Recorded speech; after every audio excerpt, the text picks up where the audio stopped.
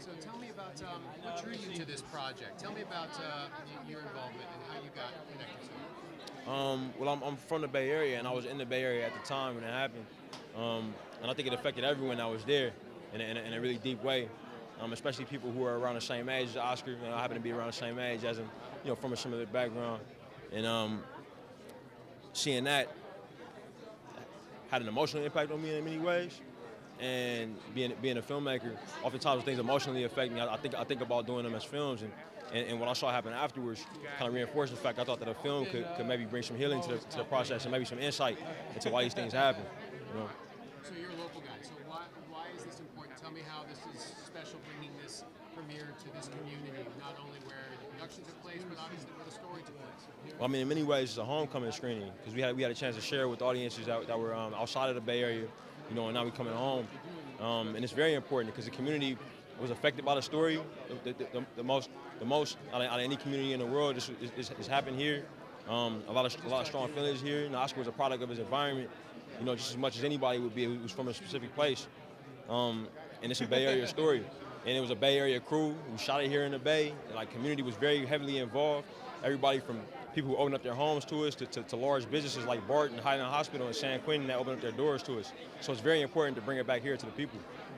So how does your take on the story, how do you humanize Oscar Grant in a way that the audiences can really feel and understand? Well, I mean, the most important thing to me was looking at his relationships. I mean, when you look at a human life, the people that feel the impact the most when it's lost are the people that know that person the most, the best, they're knowing the most intimately. So we looked at his most personal relationships. We also looked at relationships with people that he didn't know all that well as well, people that he might have had conflict with.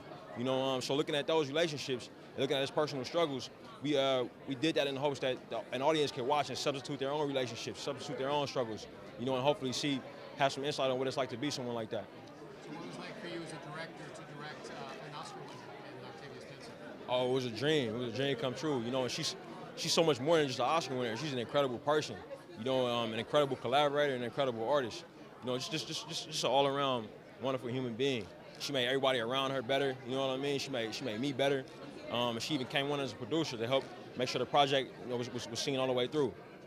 And what do you hope an audiences take away after they see the film? I just hope that it triggers a thought process. That's all any filmmaker can hope for.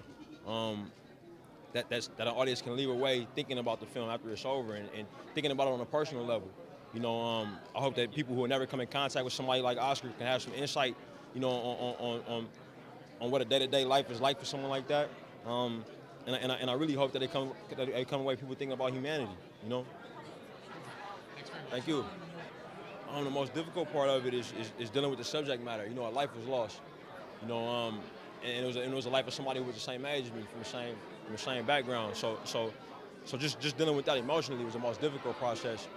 I mean, I think the most rewarding was anytime you're able to show the film to people, and raise awareness about the subject matter. People that didn't know, weren't familiar with the story, people that didn't have intimate insight with it. So that's been the most rewarding process. Thank you guys. Thank you.